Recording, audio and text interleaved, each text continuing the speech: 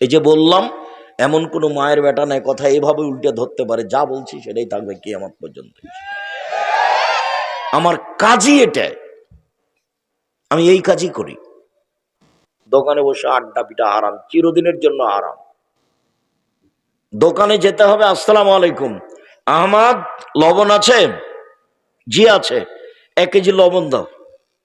মরিচ আছে? হ্যাঁ 200 মরিচ দাও। বাস নেওয়া হয়েছে, টাকা দিয়ে দেন, আসসালামু আলাইকুম। আর ওখানে থাকতে পাবেন না। বসে আছেন, থাকেন কোন শরমে, কোন লজ্জায় থাকেন? পশু প্রাণী আপনি? গরু ছাগল আপনি? কুকুর শ্রীগাল আপনি? না আপনি মানুষ? আল্লাহ তাআলা বলছেন, বুঝেও বুঝে না ওরা, অন্তর আছে বুঝে না, দেখেও দেখে না ওরা, চক্ষু আছে দেখে না, শোনেও শোনে না ওরা, কান আছে শোনে না। উলাইকা কাল আনাম, তারা পশু প্রাণীর মতো, তারা গরু ছাগলের মতো, তারা কুকুর শ্রীগালের মতো, ভালো মজাল বরং তার চেয়ে খারাপ। আল্লাহ বলছেন মানুষকে, বলছে ওরা কুকুর শ্রীগালের চেয়ে খারাপ, পশু প্রাণীর চেয়ে খারাপ। কোন লজ্জায় আপনি দোকানে বসে আড্ডা পিটেন?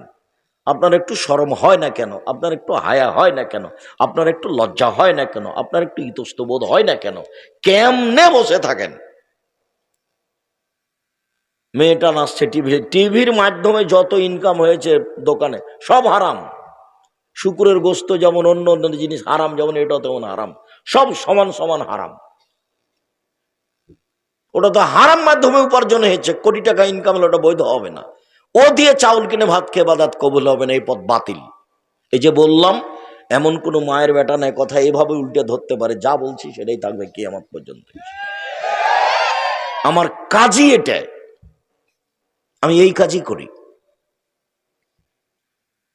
কেন আপনি দোকানে বসে আড্ডা পিটবেন? আপনার স্বভাব একটু ভালো হয় না কেন? এশার সালাত আদায় করেছেন, বাড়ি চলে যাবেন, আহাল পরিবারের দিকে কড়া নজর রেখে ঘুমিয়ে যাবেন, বাস। জন্ম দিলেই বাপ হওয়া যায়? ক্ষমতার নীতির নাম বাপ।